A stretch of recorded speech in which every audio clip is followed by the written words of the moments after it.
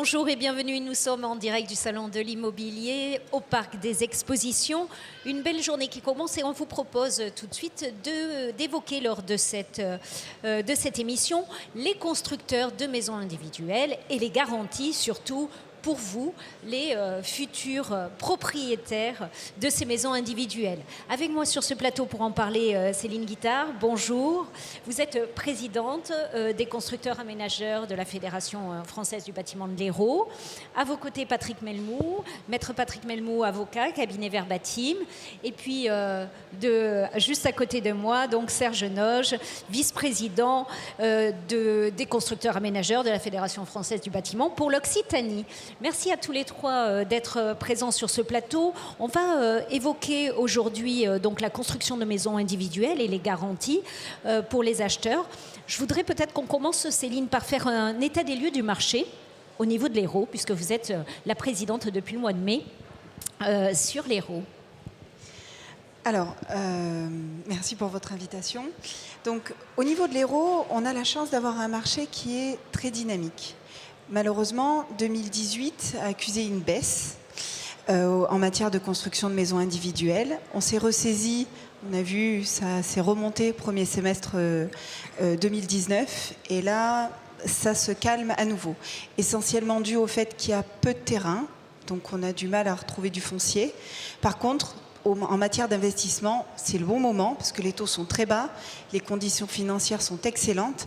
Et puis l'Hérault, c'est quand même la destination idéale pour devenir propriétaire d'une maison individuelle. Serge Noge, au niveau de la région, donc de l'Occitanie, même constat?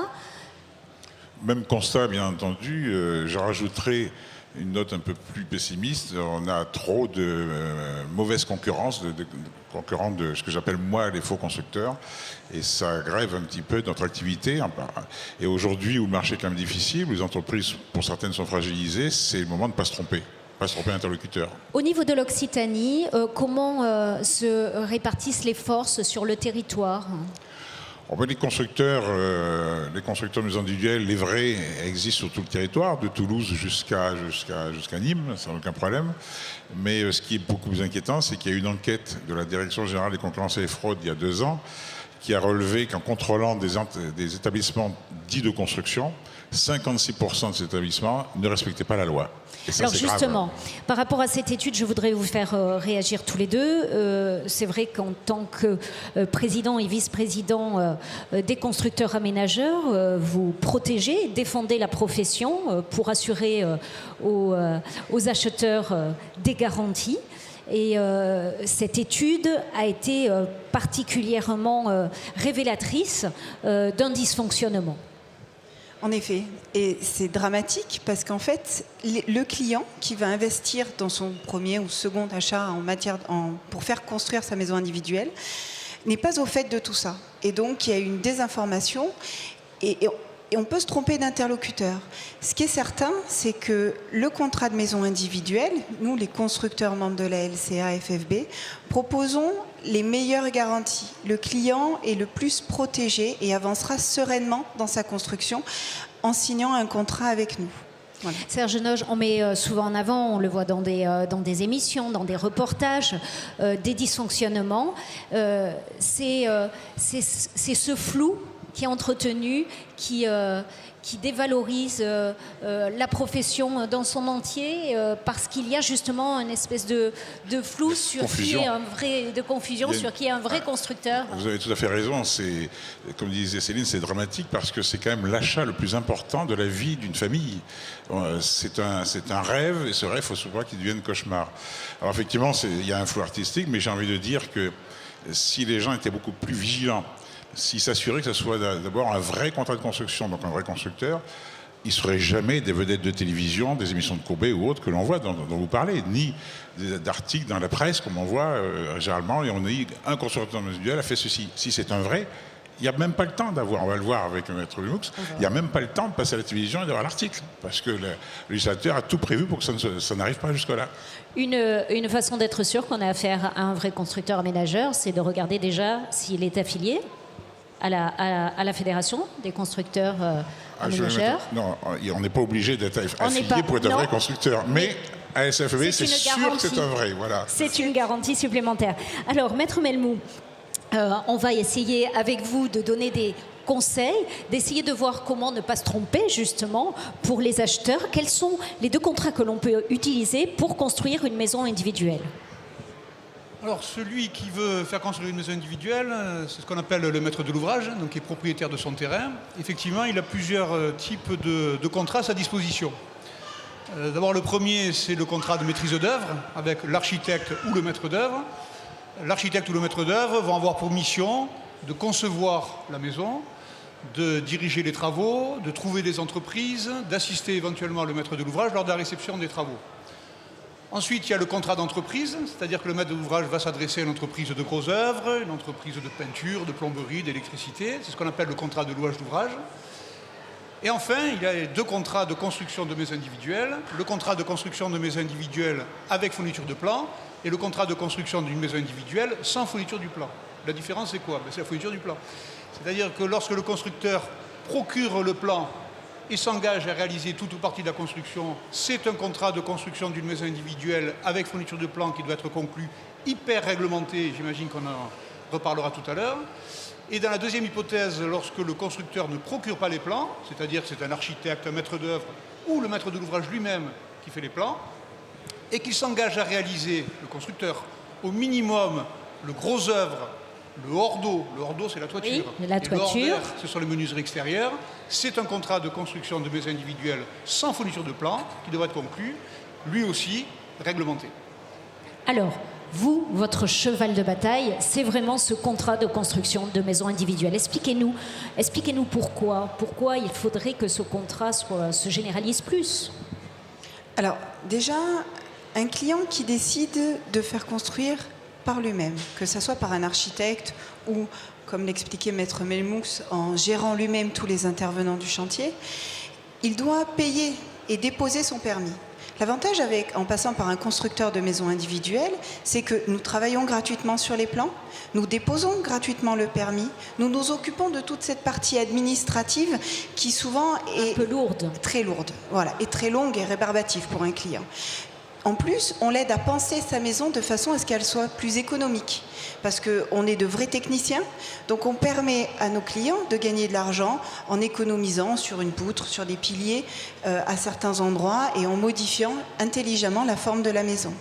Elle peut être également pensée de façon à être plus économique en matière de chauffage, etc. Donc c'est vrai qu'on est de vrais professionnels et on va accompagner complètement notre client.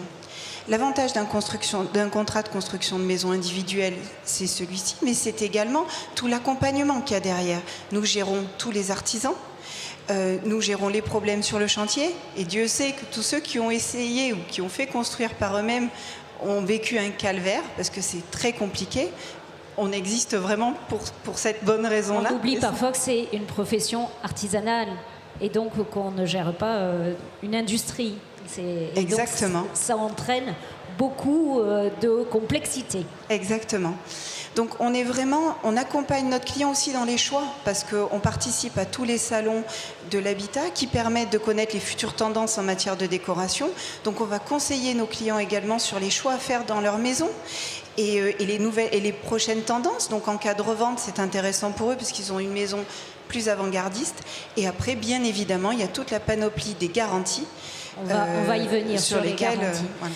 Serge Noge, ce contrat de construction de maisons individuelles, je crois qu'il existe depuis 1990. Exactement. Si je ne me trompe pas, c'est la loi de 90.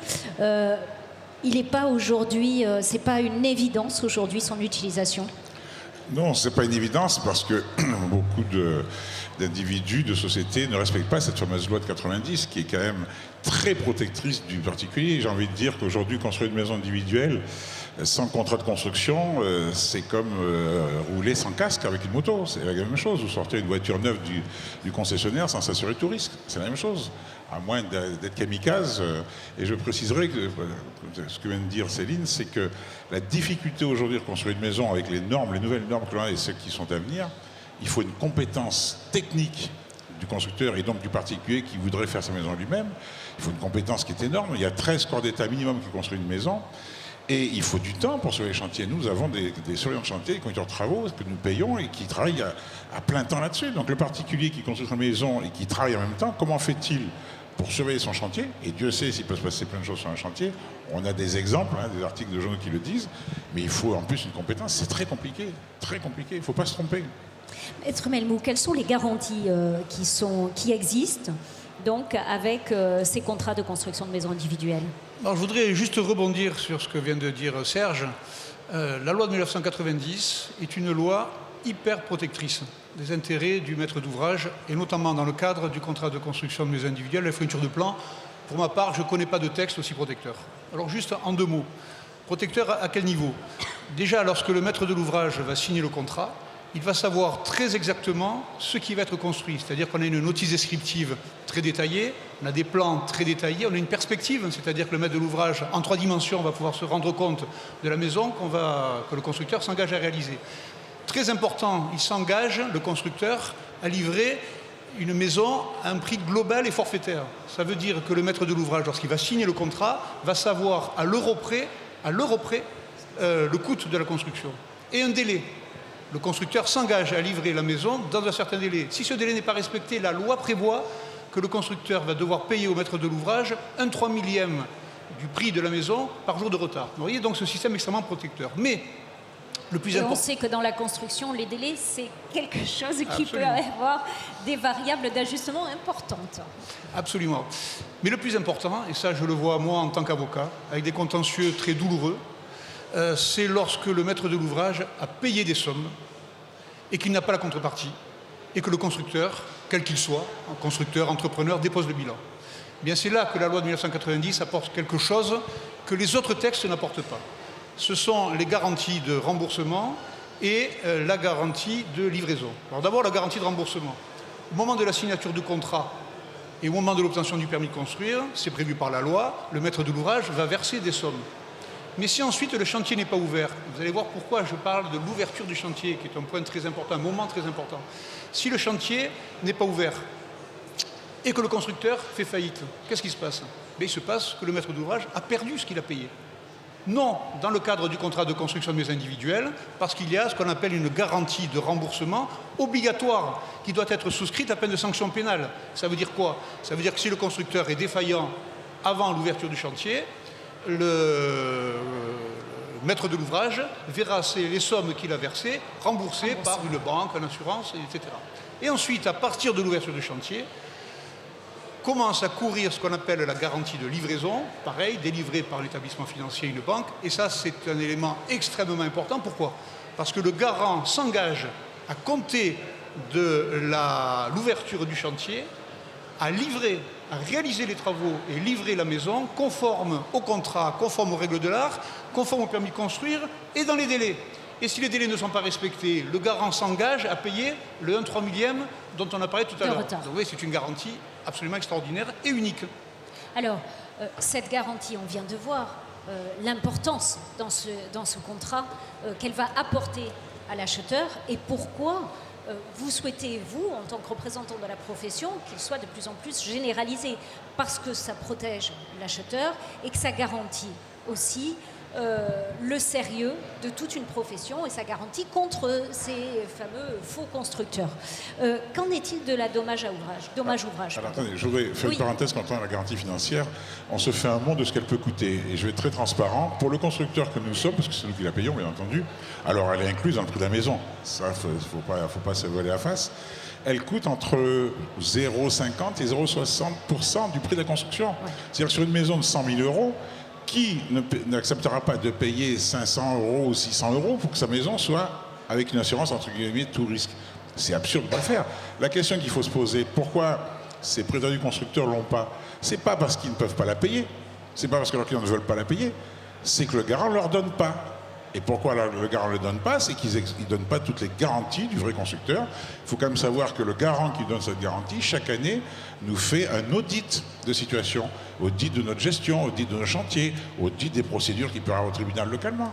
Tout ça, il faut accepter cette règle du jeu. C'est la règle qu'accepte le constructeur. C'est une contrainte, mais une contrainte qui est nécessaire et qui est peu coûteuse pour que notre client ait son achat ce sera un rêve qui se réalise, non pas un cauchemar. C'était effectivement une précision qui était particulièrement importante. Alors je reviens sur la dommage ouvrage. Un mot sur ce dommage ouvrage. Un mot, ça va être difficile. Alors un peu plus qu'un mot. Allez. Pour comprendre l'assurance dommage ouvrage, il faut déjà, c'est très important, bien distinguer ce dont vous avez entendu parler, c'est-à-dire l'assurance responsabilité décennale et l'assurance dommage ouvrage. L'assurance responsabilité décennale, c'est une assurance qui est souscrite par le constructeur de maison individuelle, l'entrepreneur, l'architecte, etc., à peine de sanctions pénales. Elle couvre quoi? Elle couvre, à compter de la réception des travaux, tous les dommages de nature décennale, les dommages graves, les fissures, les atteintes à la destination, etc., etc. Très bien. Le législateur a rajouté une assurance qu'on appelle l'assurance dommage ouvrage. Et on a trop l'habitude de dire que c'est la même chose que l'assurance responsabilité décennale. Ce n'est pas la même chose, parce que l'assurance responsabilité décennale, comme son nom l'indique, c'est une assurance de responsabilité. L'assurance dommage ouvrage, c'est une assurance de chose. Ça veut dire quoi? Ça veut dire qu'on assure la chose. La chose, c'est quoi? C'est la maison individuelle. Donc qui doit souscrire l'assurance dommage ouvrage? Obligatoirement, c'est le maître de l'ouvrage, ce n'est pas le constructeur, c'est le maître de l'ouvrage. Simplement, la particularité du contrat de construction de maison individuelle, c'est que ce contrat est conclu sous la condition suspensive que l'assurance dommage ouvrage est souscrite. Si elle ne l'est pas, le contrat n'existe plus. À tel point que les constructeurs qui ont bien vu le problème, parce que malheureusement trop de maîtres d'ouvrage ne souscrivent pas cette assurance dommage ouvrage, et les constructeurs de maisons individuelles souscrivent l'assurance dommage ouvrage pour le compte du maître de l'ouvrage.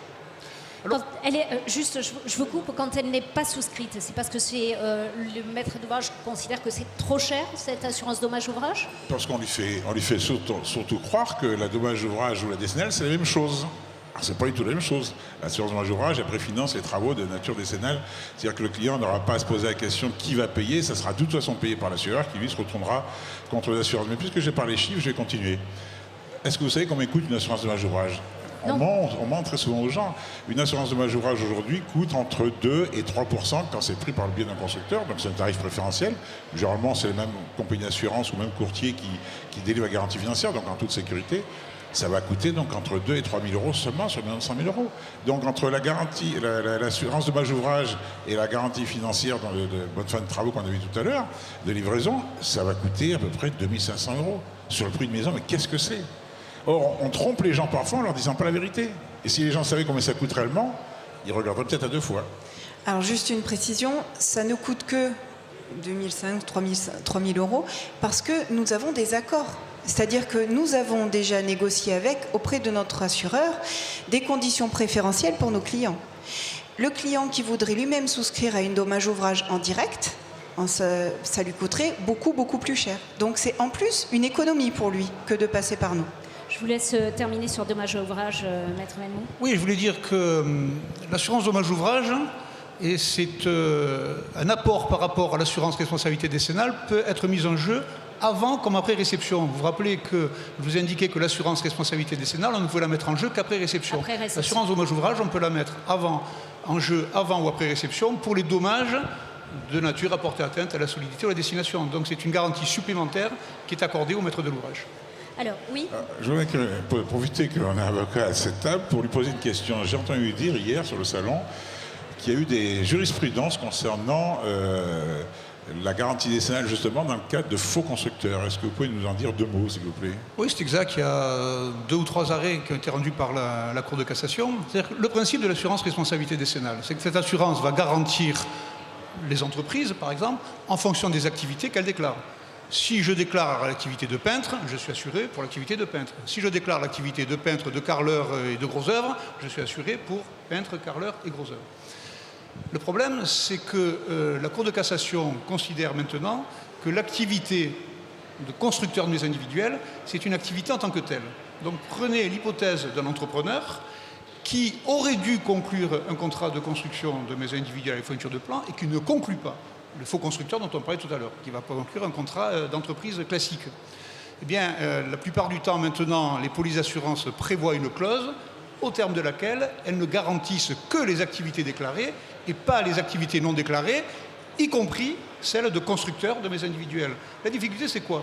C'est que vous avez conclu un contrat avec un entrepreneur. après la réception des travaux, 4 ans après la réception des travaux, vous constatez un désordre grave de nature décennale. Vous faites quoi? Vous allez vous retourner vers la compagnie d'assurance du constructeur. Mais la compagnie d'assurance, si elle gratte un petit peu, va constater que le constructeur a procuré le plan, a réalisé les travaux. Elle va dire, mais attention, c'est un contrat de construction de maisons individuelles qui aurait dû être conclu. Est-ce que vous avez déclaré cette activité comme constructeur de maisons individuelles? Non, je ne vous garantis pas, je ne vous assure pas. Donc le particulier n'a plus de garantie décennale. Et le particulier n'a plus de garantie décennale. Il ne peut plus se retourner que contre l'entrepreneur, le constructeur, à condition qu'il n'ait pas déposé le bilan.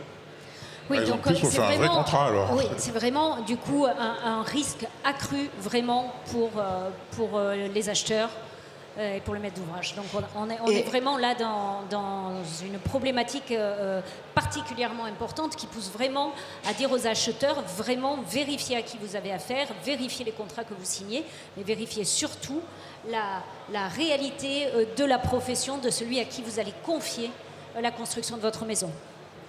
Je voulais juste apporter une précision. Dans le cadre de nos contrats de maison individuelle et avec la dommage ouvrage, vous avez un souci, un litige, un problème sur la maison.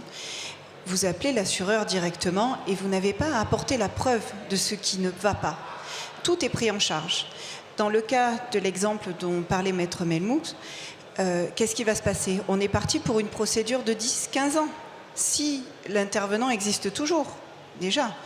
S'il existe toujours, c'est un cauchemar sur une décennie qui est parti pour ce pauvre client qui, en plus de ça, au final, devra payer la réparation par lui-même. Alors, je voudrais qu'on dise un mot de la réception. Je vous laisse en dire un mot et après, on va annoncer une date importante pour aller plus loin sur ce sujet. Oui, la réception des travaux, c'est un événement extrêmement important dans le droit de la construction. J'ai l'habitude de dire que si on supprime la réception des travaux, on supprime le droit de la construction. Parce que la réception, c'est la fin du contrat, c'est le point de départ des garanties, enfin, c'est extrêmement important. Et c'est à partir de cette réception qu'on peut mettre en jeu la responsabilité décennale.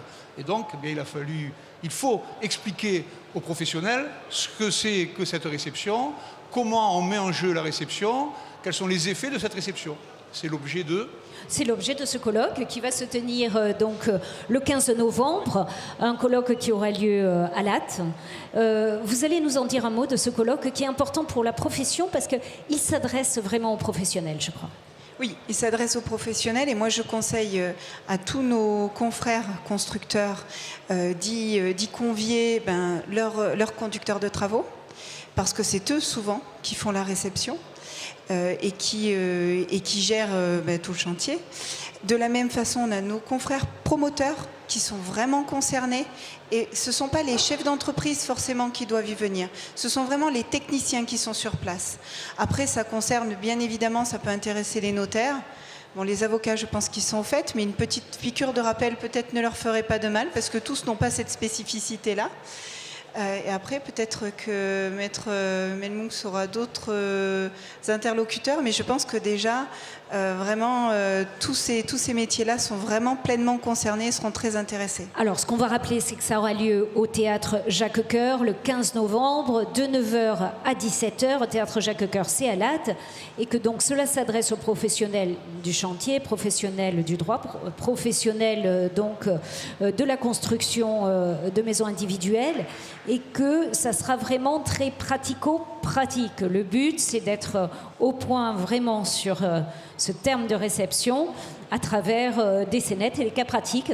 Je crois que c'est comme ça que ça va se dérouler, Maître Melmout. C'est exactement ça, c'est-à-dire qu'il y a 8 scénettes de prévues. Nous sommes dans un théâtre, donc nous aurons un constructeur, nous aurons un expert, un avocat, un architecte, donc 8 scénettes, et ensuite des tables rondes où des professionnels vont pouvoir expliquer ce que c'est que la réception, les conditions de la réception tacite, etc. Évidemment, questions-réponses avec la salle. Je précise pour terminer qu'en fin de matinée, un magistrat spécialiste dans la chambre construction de Montpellier fera une synthèse et nous expliquera comment lui voit la réception des travaux. Et l'après-midi, une magistrate de la cour d'appel chambre construction de Montpellier fera de même. Donc c'est important pour tous les professionnels de savoir ce que les magistrats pensent de la réception des travaux. Et une information importante, ça peut être pris en charge dans le cadre de la formation professionnelle continue. Donc ça, c'est important aussi pour les professionnels et pour les entreprises de pouvoir y envoyer l'ensemble des salariés. Je vous remercie à tous les trois d'avoir participé à cette émission. On espère qu'on vous a donné des informations très pratiques sur la construction de votre maison individuelle, sur les garanties nécessaires, des garanties qui seront pour vous indispensables pour que, comme le dit Serge Noge, le projet de votre vie se déroule comme un rêve et non pas comme un enfer. Vous retrouvez notre émission comme d'habitude sur la chaîne YouTube du Salon de l'Immobilier, mais aussi sur le Facebook et puis sur le Facebook de notre partenaire Forum TV. Merci à vous. Merci.